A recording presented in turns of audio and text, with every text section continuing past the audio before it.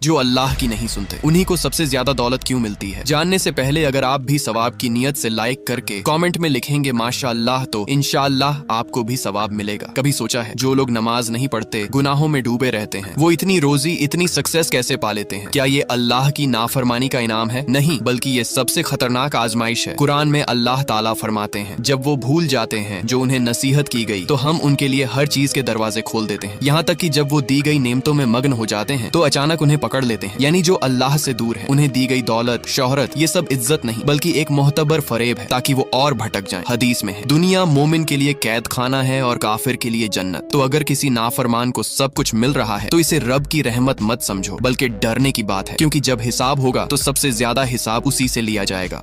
जो अल्लाह की नहीं सुनते उन्हीं को सबसे ज्यादा दौलत क्यों मिलती है। जानने से पहले अगर आप भी सवाब की नियत से लाइक करके कमेंट में लिखेंगे जो अल्लाह की नहीं सुनते उन्हीं को सबसे ज्यादा दौलत क्यों मिलती है। जानने से पहले अगर आप भी सवाब की नियत से लाइक करके कमेंट में लिखेंगे माशाअल्लाह तो इंशाअल्लाह आपको भी सवाब मिलेगा। कभी सोचा है जो लोग नमाज नहीं पढ़ते, गुनाहों में डूबे रहते हैं, वो इतनी रोजी इतनी सक्सेस कैसे पा लेते हैं? क्या ये अल्लाह की नाफरमानी का इनाम है? नहीं, बल्कि ये सबसे खतरनाक आजमाइश है। कुरान में अल्लाह ताला फरमाते हैं जब वो भूल जाते हैं जो उन्हें नसीहत की गई तो हम उनके लिए हर चीज के दरवाजे खोल देते हैं। यहाँ तक कि जब वो दी गई नेमतों में मग्न हो जाते हैं तो अचानक उन्हें पकड़ लेते हैं। यानी जो अल्लाह से दूर है उन्हें दी गई दौलत, शोहरत ये सब इज्जत नहीं बल्कि एक मोहतबर फरेब है ताकि वो और भटक जाएं। हदीस में है दुनिया मोमिन के लिए कैद खाना है और काफिर के लिए जन्नत। तो अगर किसी नाफरमान को सब कुछ मिल रहा है तो इसे रब की रहमत मत समझो बल्कि डरने की बात है, क्योंकि जब हिसाब होगा तो सबसे ज्यादा हिसाब उसी से लिया जाएगा।